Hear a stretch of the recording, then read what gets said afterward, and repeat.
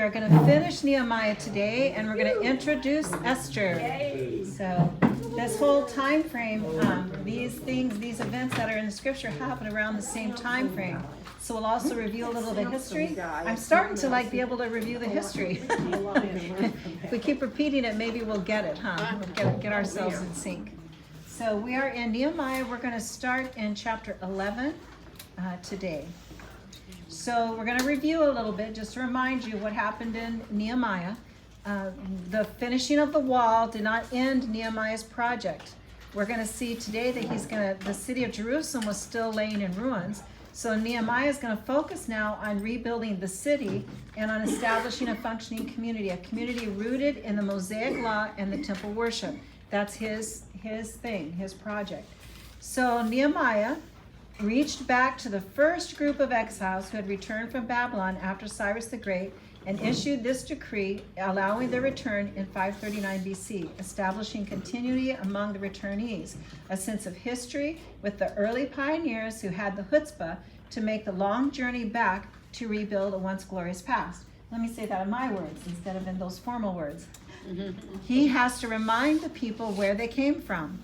He has to continually remind them that they are Jewish and they follow after God, and God has certain rules and standards to go by, and he keeps having to bring this back in. And there are people, which we know the names of some of his opposition, who keep trying to erode it away. Every time he turns around, they're on the backside trying to get people off task. And so he keeps trying to keep them on task. So Jerusalem is the center of worship and life for Jewish people. Throughout the city, though, was encircled by a fortified wall, and if you have a wall around a city, you have to have people who live inside in order for the city to function, as well as outside. So when we read in chapter 7, verse 4, the city was quite wide and spacious, but its population was small, and none of the houses had been rebuilt. So Ezra had come, finished up the altar, got the temple stuff started, got that stuff done right, and then Nehemiah came, he works on the wall. Now the problem is there's no place, or the city inside the walls has not been reconstructed. So he's got to get busy on that. That's his thing now, his next thing. So in repopulating the city, he has to be careful to include a diverse people. It takes a lot of different skills, trades, and occupations to create a functioning city.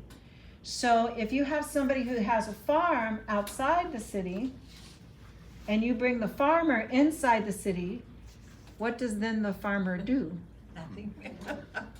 Right? Can you see the problem? They've got their fields and out there, and they can bring their crops in and sell it, and then they go back and live out on their farm. So he's trying now to get the city rebuilt, to establish trades and crafts that are going to be happening within the city. Rebuilding Jerusalem's walls was a daunting task requiring great organizational and management skills on Nehemiah's part. Repopulating the city will be an even greater challenge, however. We learned that 42,360 men returned to Jerusalem in the wake of Cyrus the Great. Do you remember Cyrus the Great's decree? Yeah. So he sent the people who came back. There were 42,360 of them.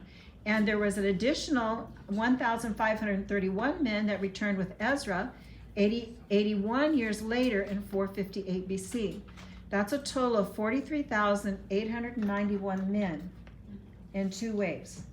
Of course, the men came with women and children, so you might speculate that roughly 80,000 adults returned, along with perhaps 150,000 children.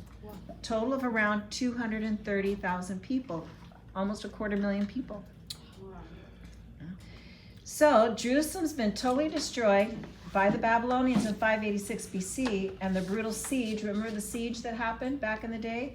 When it first got destroyed, and there was a siege for 2 years, and then it got completely destroyed, and the people ran off to Egypt or wherever. So in 2 Kings, this is what happened during that time. Let's remember this. 2 Kings 25, verse 8. On the 7th day of the 5th month in the 19th year of Nebuchadnezzar, king of Babylon. Is this a once upon a time story? No. Once upon a time stories are usually stories that didn't really happen. They're just a make-believe story. This is a real story. It happens in a real time and place. And that's important for us to remember when we consider the book of Esther, okay? So this happens, a real story in a real time and place. An official of the king of Babylon came to Jerusalem. He set fire to the temple of the Lord, the royal palace, and all the houses of Jerusalem. Every important building he burned down. The whole Babylonian army under the commander of the imperial guard broke down the walls around Jerusalem. Nebuzaradan, the commander of the guard, carried into exile the people who remained in the city, along with the rest of the populace and those who had deserted to the king of Babylon. But the commander left behind some of the poorest people of the land to work the vineyards and fields. So who is Nehemiah going to be working with? All the people were taken out except for the poorest of the poor who had little farms and stuff around the city. So now that he's rebuilding, who's going to be inside the city? That's still the question. And then these people who left, how long ago did they leave? It's been like 180 something years now, because Israel was destroyed first, right? They were taken out, and then Judah was taken out. So the people of Israel, they were gone like 100 years before Judah was, and Judah was gone out 70 years, but Israel had been gone before that. So how many kids have been born then? How many people are over 180 years old? I mean, they were taken out to Assyria, Babylonia, Persia, all that. Remember, Assyria was the smaller one. That was the first that attacked and took people out. Well, those Jews who were in Assyria, you know, that Jerusalem and all of its stuff is still going on, but they're starting a new life somewhere else. And then when Babylonia came, they took everything Assyria had, plus Babylonian. That Babylonia was existing, and they took everything Assyria had. And then who was the last big fish? Persians.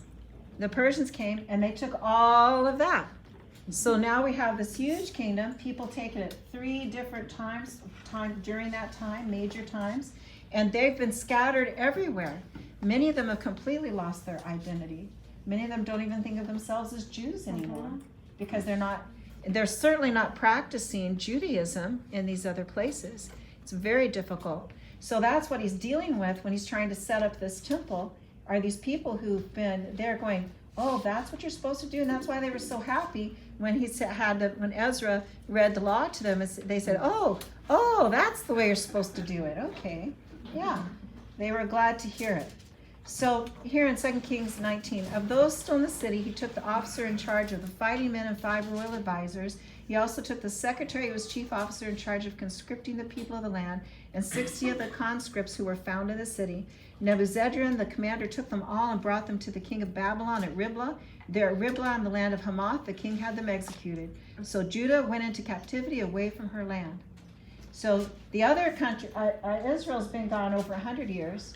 And now the 70 years of Judah captivity begins. So one of the problems that Nehemiah has is who's going to live in Jerusalem. So these people who did come back, are they even Jewish? What was one of the problems Ezra had to deal with? They were intermarried with idol-worshiping females and different people, right? They had intermarried. So Ezra tried to clean that up. Nehemiah chapter 1 said, in the very, very first part, it said, the words of Nehemiah, son of Hakaliah, in the month of Kislev, in the 20th year, while I was in a citadel of Susa. Remember that, because guess where Esther's at? In Susa.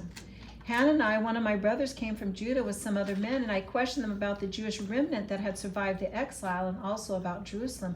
They said to me, those who survived the exile and are back in the province are in great trouble and disgrace. The wall of Jerusalem is broken down and its gates have been burned with fire. So that's what Nehemiah heard about the story.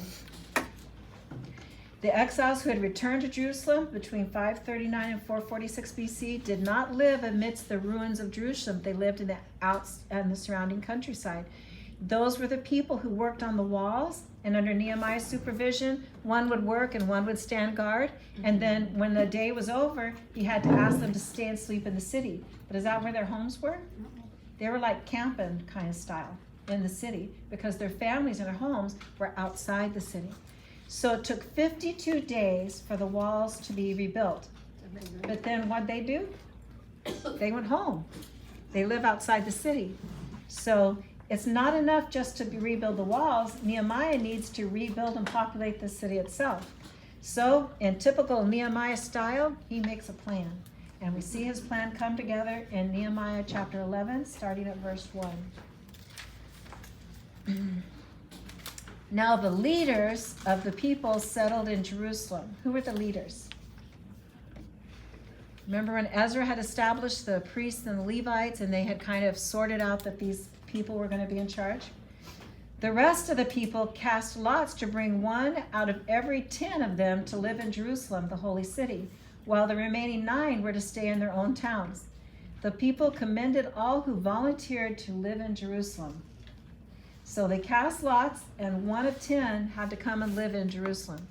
So is that going to be easy to do? Who's going to take care of your farm? Is your whole family going to come? Are you just going to come? How's that going to work? So once again, Nehemiah leads from the front. He works with the key families, many of who had ancestors who had returned earlier to Jerusalem, and they had a lottery, and every 10th man and his family relocates into the city. So Nehemiah now presents a list of leaders who take up residence of Jerusalem. Now, you look at chapter 11, and you'll see all of the names of the people, and then why do we need to know all of their names? Why does God put their names in the Bible? Why does he allow this Nehemiah account to list everybody's names? Because it's important to know who did what, because my descendant might have been one of whoozy, and it ties me back to the land. It ties you back to it, doesn't it? So by recording those families, it's like giving them an honor, giving them record of their willingness to do what was required to be done. And then the family would say, oh yeah, my papa was the one who, and they would have pride in having helped to rebuild Jerusalem. It's building that city, sense of city. Look at chapter 11, verse 3. These are the provincial leaders who settled in Jerusalem. Now some Israelites, priests, Levites, temple servants, and descendants of Solomon's servants lived in the towns of Judah, each of their own property in their various towns, while other people from both Judah and Benjamin lived in Jerusalem. How many tribes of Israel are there? Wow. Then why does it only say 2?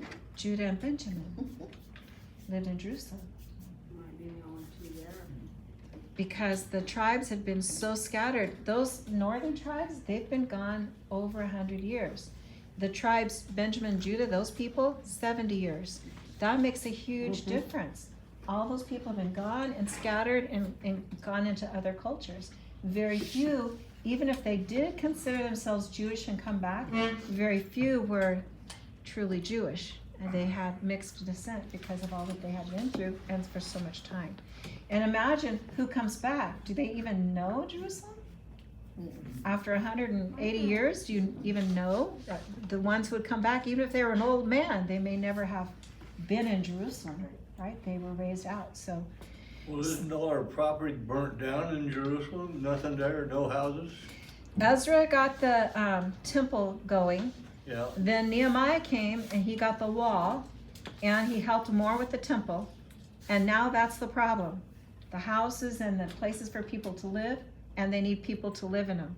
So that's why he's going through this and listing all the people, the descendants of Judah and the descendants of Benjamin, who came and lived in the city. That's giving them prominence. And you can read all their names if you want to. I'm not going to read all their names. You can do it. And however you say it, no one will disagree with you. Well, they might disagree, but they don't know. I do want you to notice, though, in verse 6. The descendants of Perez who lived in Jerusalem totaled 468 men of standing. Why pick out Perez, the descendants of Perez? Anybody know the significance of the descendants of Perez? Oh, I know there's something, but I can't remember. House of David? Is it Ruth? Does it have to do with Ruth? No. Anybody have that idea? There's a connection, right? So in Genesis 46:12, the sons of Judah, the 4th son of Israel was Perez. Say that again, please. 4th son of Israel was Perez. Genesis 46:12. Jesus will be a descendant of Perez. We know that in Genesis 38 and 46 by way of Hezron, who is not mentioned here. So Perez is saying that's one of the names in the lineage of Christ. Pretty important. Okay, let me see if there's any here. So the Judahites were descendants of Judah, Jacob's fourth son.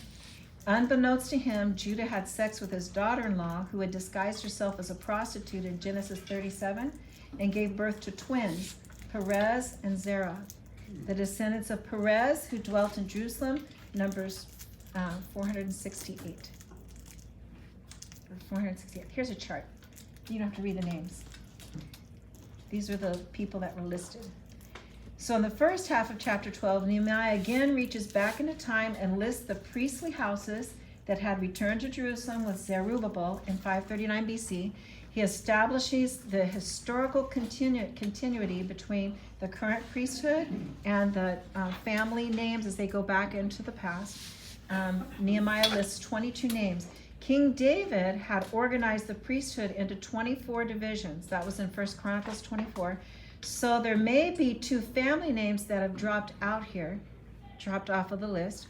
With his list of significant people who began repopulating Jerusalem, Nehemiah then dedicates the wall, and then they have a party. Verse 27. At the dedication of the wall of Jerusalem, the Levites were sought out from where they lived and were brought to Jerusalem to celebrate joyfully the dedication with songs of thanksgiving, with the music of cymbals, harps, and lyres. The musicians also were brought together from the region around Jerusalem, from the villages of Netophathites, from Beth Gilgal, and from the area of Geba and Azamaveth. For the musicians had built villages for themselves around Jerusalem. When the priests and Levites had purified themselves ceremonially, they purified the people, the gates, and the wall. I had the leaders of Judah go up on top of the wall. I also assigned 2 large choirs to give thanks. One was to proceed on top of the wall to the right toward the dung gate. Hoshashai and half the leaders of Judah followed him, along with Azariah, Ezra, Meshullam, Judah, Benjamin, Shammai, Jeremiah, as well as some priests with trumpets, and also Zechariah, son of Jonathan, the son of Shemaiah, the son of Mattaniah, the son of Micaiah, the son of Zachar, the son of Asaph, and his associates, Shemaiah, Azarel, Malali, Magali, these guys, with musical instruments prescribed by David, the man of God. So the choirs are on both sides of the wall. They're proceeding. Remember the wall? You could walk on top of it. It was wide enough to go. They're proceeding toward the temple area, and they're playing their instruments, and they're singing back and forth the praises to God and for the, I mean, that's some kind of choir, right? That would be a really beautiful thing to see. And again, we see the names of who these people were. So those people who were descendant of those families would read those names and say, yeah, my dad was the trumpet player on that wall over there. And it gives people connection. He's trying to build that connection to Jerusalem, which they've been out of for so long, and many may have never seen. If they came back as children of, they're adults now, but they were children of those who were taken into captivity. They come back as adults and, oh yeah, so what? Why don't we just build a new town over here? So this is getting their buy-in to this city. Okay, notice that Ezra is still mentioned, right? So you see Ezra here. Verse 38. The second choir proceeded in the opposite direction. I followed them on top of the wall together with all the people, past the Tower of the Ovens to the broad wall, and they go all down the walls, and there's 2 choirs, and they give thanks. It's a big hullabaloo. The choir sang under the direction of Jezariah, and on that day they offered great sacrifices, rejoicing because God had given them great joy. The women and children also rejoiced. The sound of rejoicing in Jerusalem could be heard far away. So once the party ends, Nehemiah continues his first-person narrative. He's telling the story himself about the reforms that he did. On that day, the book of Moses was read aloud in the hearing of the people, and there it was found written that no Ammonite or Moabite should ever be admitted in the assembly of God, because they had not met the Israelites with food and water, but had hired Balaam to call a curse down. Balaam. Remind you of anything? Balaam, to call a curse on them. Do you remember a story about a talking donkey? Yes, Oh. I think that was about Balaam, 5 years ago. Yeah. I remember the donkey, but I did have time remembering Balaam's name. But yeah, I remember the talking donkey. Balaam was the prophet that when the Moabites said, "Come on, come and get rid of these people," he got on his donkey to go, and the donkey talked back to him eventually. So our God, however, turned that into a blessing. When the people heard this law, they excluded from Israel all who were of foreign descent. So this goes back to that intermarriage issue. Nehemiah tells us,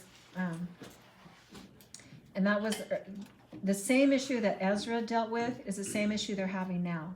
So Nehemiah tells us that he returned to Susa in 433 BC, and then sometime later he came back to Jerusalem. So we don't know when that was or how long that was. We just know that he went back to Susa, and then he came back to Jerusalem, and that's when he discovered they hadn't populated the city and things were amiss in the temple. And he notices this problem of the intermarriage. Remember, Ezra had dealt with the intermarriage before, so now Nehemiah is going to have to deal with it. So let's see what Nehemiah does. During the Israelites' generation in the wilderness following the Exodus, they were camped on the plains of Moab. Remember, they were going up on the edge and they camped on the edge of Moab. Those when they first came into the land, preparing to cross the Jordan River and begin the conquest of Canaan by attacking Jericho. Balak, king of Moab, is terrified at the 500,000-man army camped on his doorstep. Clearly unable to engage the Israelites and defeat them in battle, Balak sends for a famous seer to curse the Israelites. Perhaps then Balak will be able to defeat them. And that story is through Numbers 22 to 24 if you want to read it. Here's a little portion of it in chapter 22, starting in verse 4. The Moabites said to the elders of Midian, "This horde is going to lick up everything around us as an ox licks up the grass of the field." So Balak, son of Zippor, who was king of Moab at that time, sent messengers to summon Balaam, son of Beor, who was at Pethor near the Euphrates River in his native land. Balak said, "A people has come out of Egypt. They cover the face of the land and have settled next to me. Now come and put a curse on these people because they're too powerful for me. Perhaps then I will be able to defeat them and drive them out of the land. For I know that whoever you bless is blessed and whoever you curse is cursed." So Balaam accepts the offer, and after haggling for a higher fee, he is unable to curse the Israelites because each time he tries to curse them, a blessing comes out instead. So the whole story is entwined with this hilarious episode of Balaam talking to the donkey, and Balaam riding to deliver the curses, and the donkey saying, "Why do you keep beating me?" Remember that? So that's that whole story. In the end, she lays down and he beats her with his staff, and this is what he says. The third time, in a stroke of divine inspiration, God opens the donkey's mouth and she says, "What have I done to you that you beat me these 3 times?" You don't expect your Ford Bronco to talk back to you, do you? Or your dog. Or your dog, yeah. Rather than stand back, astonished at a talking donkey, Balaam erupts in anger. "You have acted so willfully against me that if I only had a sword in my hand, I would kill you here and now." The comedy is only heightened as the donkey calmly replies, "Am I not your donkey on which you have always ridden until now? Have I been in the habit of treating you this way before?" "No," Balaam replies sullenly, as it dawns on him what he is doing, holding a conversation with the donkey. Unable to curse the Israelites, Balaam reverts to plan B. Rather than curse the Israelites and have Balak defeat them in battle, Balaam counsels the Moabites to have their women seduce the Israelites, intermarry with them, and join the Moabite people.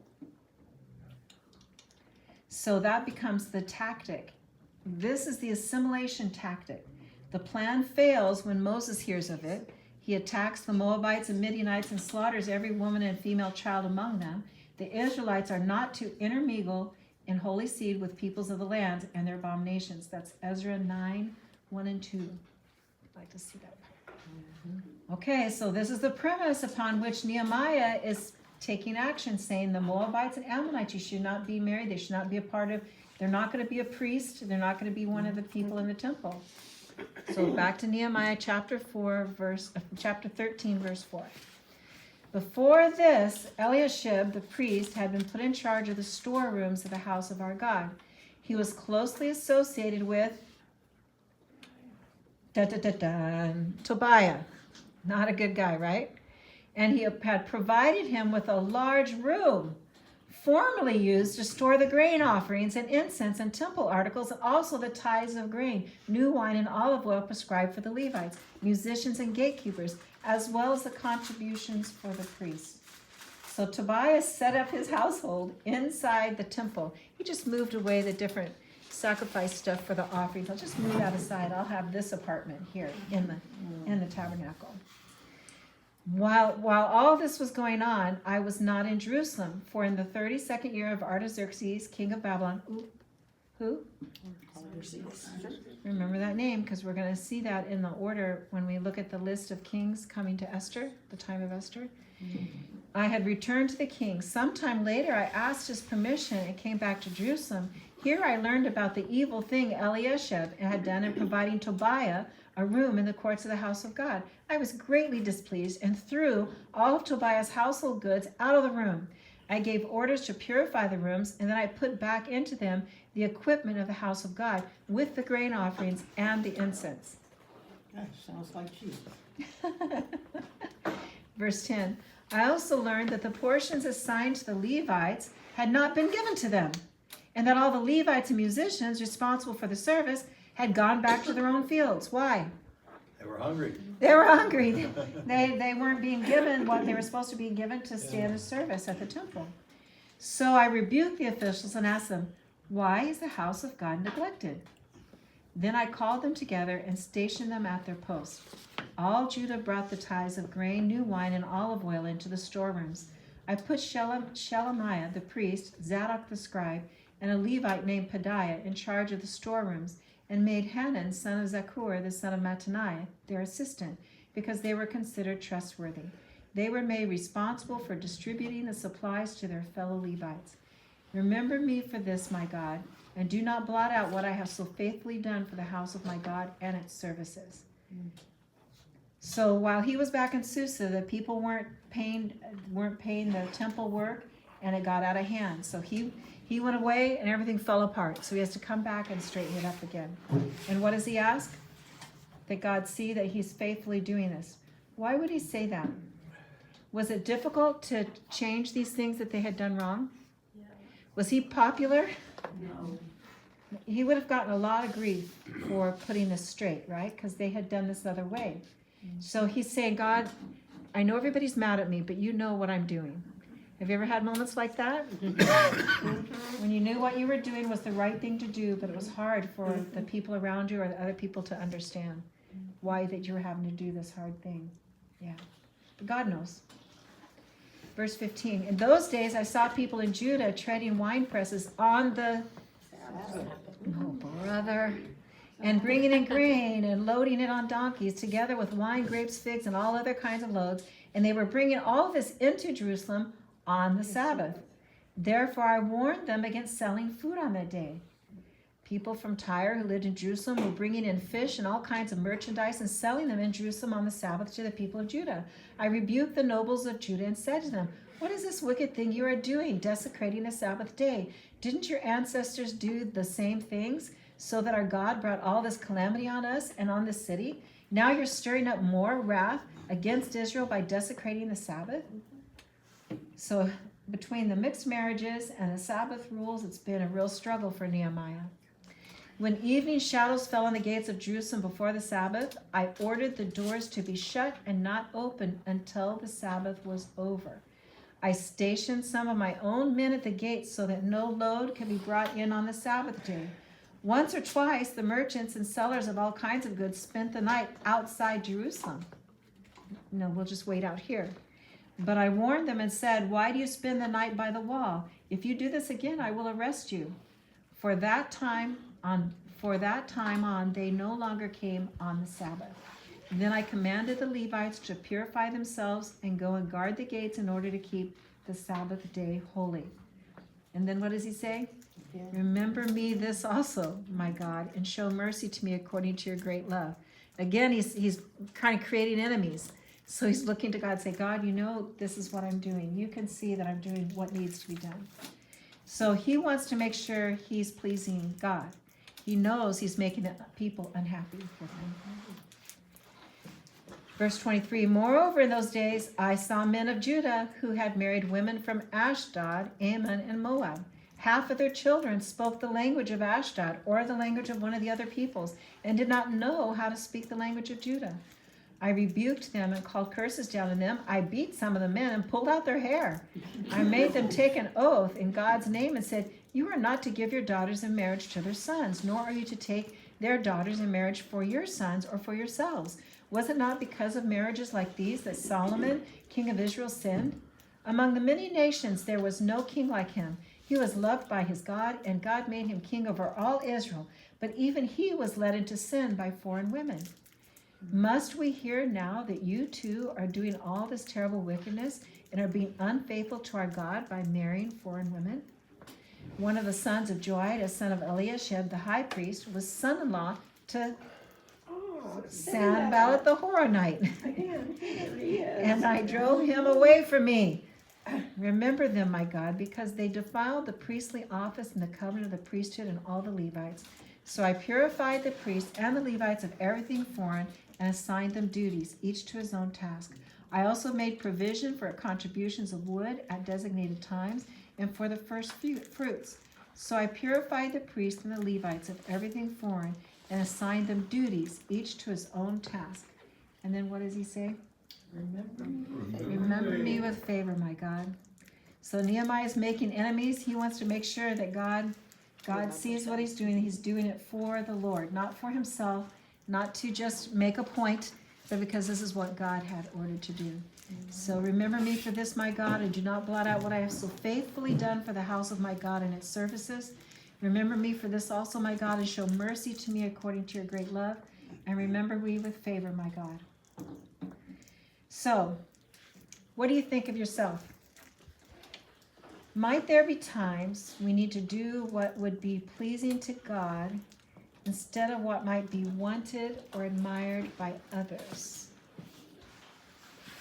Maybe even others being our close family, friends, peers. We might come into that circumstance. And raising children, that's a constant. It is, isn't it? Sometimes you're in a committee or you're doing some kind of work that is like private within that committee, and then people try to influence what's happening from the outside, and you get these comments and things.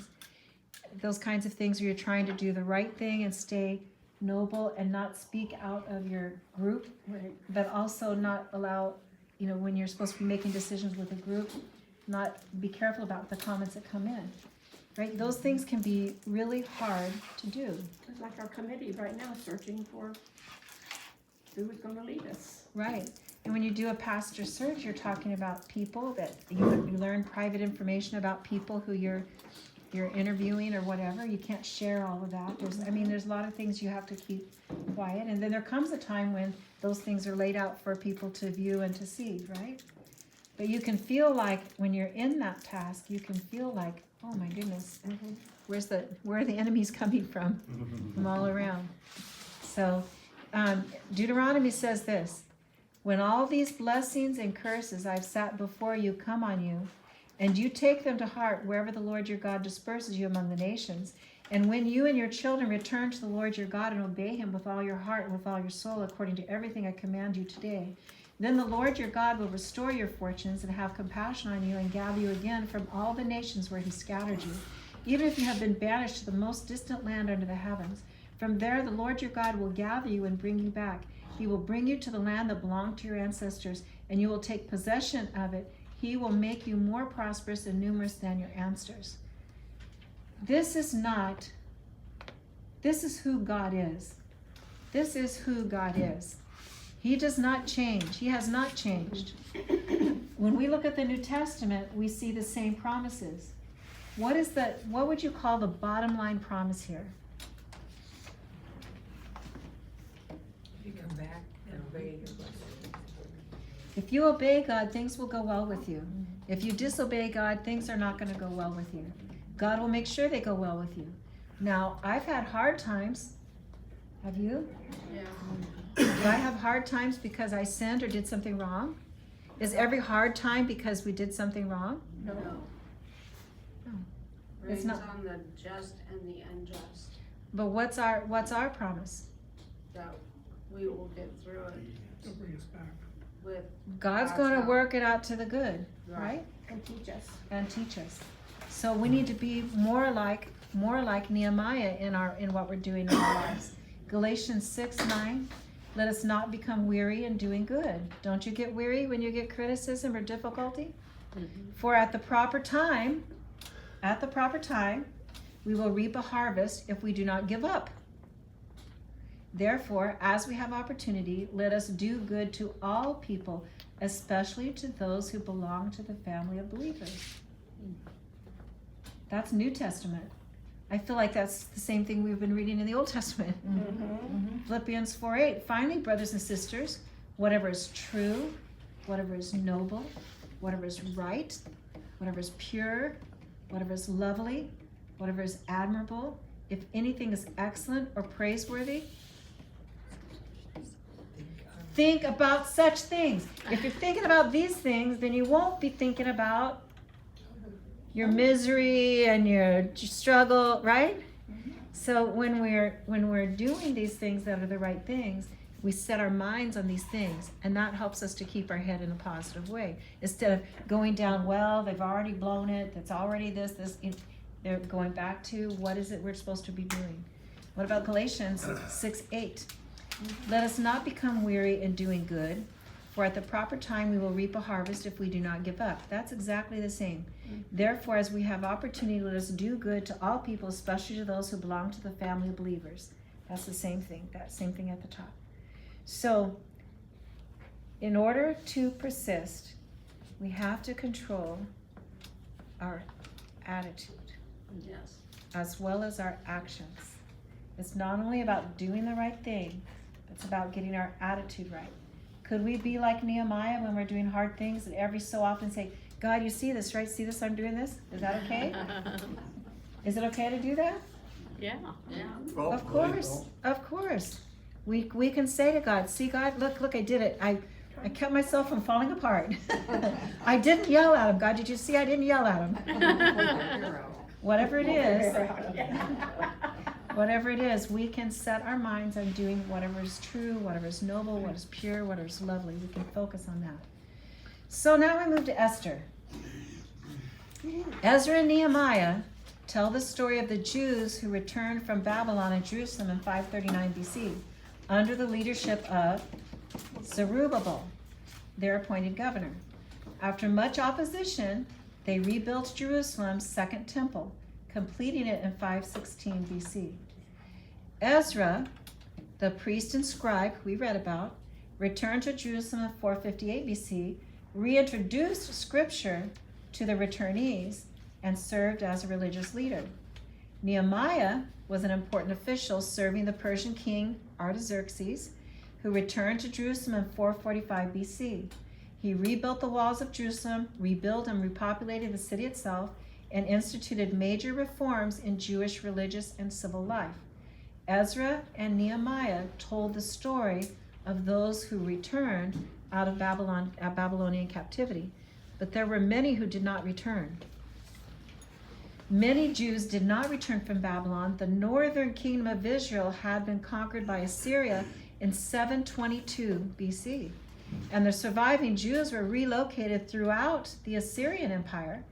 Nebuchadnezzar, king of Babylon, then defeated the Assyrians at the Battle of Carchemish in 605 BC. Assyria is the smaller fish. Babylonia swallows the smaller fish. Next, Nebuchadnezzar attacked Jerusalem, taking the first wave of Jewish captives to Babylon in 605 BC. Prophet Daniel went at that time. By the time Daniel went, when did Assyria attack? 722, and Daniel was taken in 605. Oh, that's a long time In other words, there's been a lot of time past there. It's 100 years between the times. So you've got to recognize that children and the children's children have been born out in captivity, even at the time of Daniel. It says he attacked again in 597 BC, taking another wave of captives to Babylon. That's when Ezekiel was one of those that went out into captivity. And he attacked a third and final time in 588, resulting in a 2-year siege of Jerusalem and the destruction of the city and the temple. And that was when we learned about Jeremiah. Jeremiah witnessed that and was with the people. He was living in Jerusalem throughout the siege. The survivors of the siege were taken captive to Babylon. Jeremiah was left behind with a remnant, and he and the remnant later fled into Egypt and disappeared. Cyrus the Great, king of Persia, then defeated Babylon without a shot being fired in 539 BC. He was a very enlightened and innovative monarch. At least he thought of himself that way. Cyrus issued his famous decree allowing all the people taken captive by Assyria and Babylon to return home and rebuild their cities, temples, and infrastructures. What's this? The Cyrus cylinder. It is the archaeological evidence we have of the decree that Cyrus made, saying that the Jews could go back and go back into their land and build up their land and stuff. And he'd be talking to them about taxes later on. He also says, all I ask from you is, do you remember? Tell your God, my God. However that went. Tell your gods tell your gods to tell my gods what I did so that they will be pleased with me. That's all he asked for. Well, it's not all he asked for because he collected taxes. That was much more profitable to send them back into the land and tax them than have them working as slaves in his land. It was a smart deal on his part. So many Jewish families had been living in Assyria for near almost 2 centuries, 183 years. If you take the first taken out of the northern kingdom in Assyrian captivity, you're talking about 183 years, while other Jewish families had been living in Babylon for nearly 70 years. So a great many had wholly or partially assimilated into those dominant cultures, or they were happy living as Jews in a beautiful, prosperous, well-managed city and town and villages in the Persian Empire. They had a pretty nice place. Some of them were nice places to live. Very few had ever seen Jerusalem, let alone lived in it. They had built new lives in their new homes, and many Jews fared quite well in Persia. Both Ezra and Nehemiah, for example, were doing well in Persia. They were highly educated. They were well-placed officials in the Persian court of Susa, and many Jews, the majority in fact, did not return to Jerusalem. And the book of Esther tells their story. So historically, there's been quite an affluent and prosperous Jewish community in the Iran-Persian area. And we were talking about this, we don't call it Persia so much, we call Iran, we named the different countries that are there, but that would be like Iran of today. Were there, I don't know if there is immediately current, but were there many Jews in Iran before? Yes, there's a very strong Jewish population. So, recent historical things going on. There may be quite a few less than there ever have been, but they originally had a large Jewish population.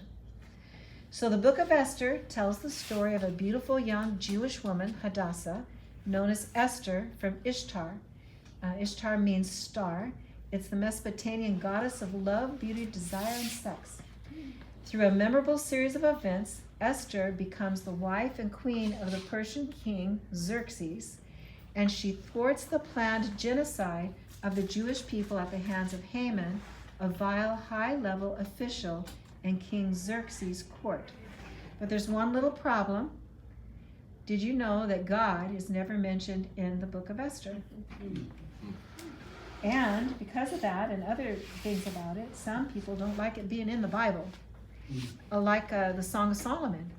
Many people object to the Song of Solomon being in the Bible. So the book of Esther was originally written in Hebrew, perhaps in the 4th century BC, providing the context of the Jewish feast of Purim. Purim celebrates the saving of the Jewish people from extermination. It is celebrated on the 14th day of Adar, the 12th month on the Hebrew lunar calendar, usually during March on a Gregorian calendar. Esther was the last book to be included by the rabbis in the Hebrew canon of Scripture, because it is the only book in which God is never mentioned. In the Hebrew text, the Jewish people are saved solely through the efforts of Esther and Mordecai. Until recently, Nehemiah was not found among the Dead Sea Scrolls either. However, a fragment of Nehemiah has appeared among Cave 4 fragments, and the fragment has been edited and published. Now, why are they telling you about what happened with the book of Nehemiah? Give the credibility. In other words, the same thing could be true of Esther. It may be that there's more remnants or fragments of Esther that'll be discovered, 20 years from now or something. Right. So that's one of the things they're saying. Just because we don't have something before 4 BC doesn't mean it wasn't written before that. It just means that's what we have or know about. So that's kind of the point here. So the Song of Songs doesn't mention God either, but it is erotic love poetry, an entirely different genre of biblical literature. It was reluctantly included in the Hebrew canon since it is attributed to King Solomon. King Solomon was a good king, sorta. He just had a few problems. Yeah. So later, there was a Greek version of Esther that emerged around the 2nd or early 1st century BC, and it was included in the Septuagint, the Greek translation of the Hebrew Scriptures. And that Greek version of Esther adds a lot more material to the story. So reading the augmented Greek Septuagint version of Esther is very different than the Hebrew version. So there's 2 versions of the story. So we will be reading from the Hebrew version, the NIV translation. So one of the reasons that a lot of evangelicals fault on the side of the more ancient scripture is because there were some people who added to scripture things they wanted to have added. So if you're a Catholic, of a Catholic background, if you've read the Catholic Bible, there's a lot of added books in the Catholic Bible. And that's where the arguments begin, whether those books belong in the canon. And so some of many of the Protestant denominations stick with what was the early Hebrew canon, not with what books were added and created or added at the time of the Greek. So which books do you include, which do you don't include? That's the argument. And so Esther and what's the other one? A Song of Solomon are ones that some would not have included at all. But because we did have ancient text of that, they were included, whereas others we only had the Greek text. So you could argue a long time with people who know all about that stuff. But we should add that when St. Jerome translated the scriptures from Hebrew and Greek into Latin during the 4th and 5th centuries, he recognized the Greek additions to the Hebrew text, but he included them not within the main body of Esther, but at the end of his Latin translation as an appendix-like of sorts. Nevertheless, the Council of Trent in 1545 reconfirmed the entire Septuagint text of Esther, both the original Hebrew and the Greek editions, as canonical, and that's how Esther appears in most Catholic versions of Scripture, including in our New American Bible, translated in the Catholic Study Bible. So that's where you'll see differences. So here's the historical context of our story. Recall the sequences of Persian kings starting with Cyrus the Great. So first was Cyrus the Great. That was when the first exiles returned from Cyrus sending out his little message on that cylinder. In 537, the temple rebuilding starts and stops. Then there's Cambyses II from 530 to 522. Darius I, 521 to 486. In 520, the temple building resumes. We read all that in Nehemiah, right, where it started and then it resumed. 516, the temple completed and was dedicated. And then is King Xerxes. His other name that he uses is Ahasuerus, but if you don't mind, we'll stick with Xerxes. And that's the time of the book of Esther. That's in 46, 464. And she's in Susa, which is where Ezra and Nehemiah also were at. Now, then comes King Artaxerxes the first. So look at the time between the time of Esther, considered to be 486 to 464, and then Artaxerxes 464 to 423, and then we see Ezra in 458. Can you see how close in time they were? It's very close at a similar time frame. And in 433, as Nehemiah returns to Artaxerxes, and then sometime after 433, Nehemiah returns to Jerusalem. Okay, so we're going to start Esther. We'll start it next time, Esther. And we'll be starting with, she's during the reign of Xerxes, right around the same time, just before, right around the time of Ezra and Nehemiah. Okay? It should be an interesting story.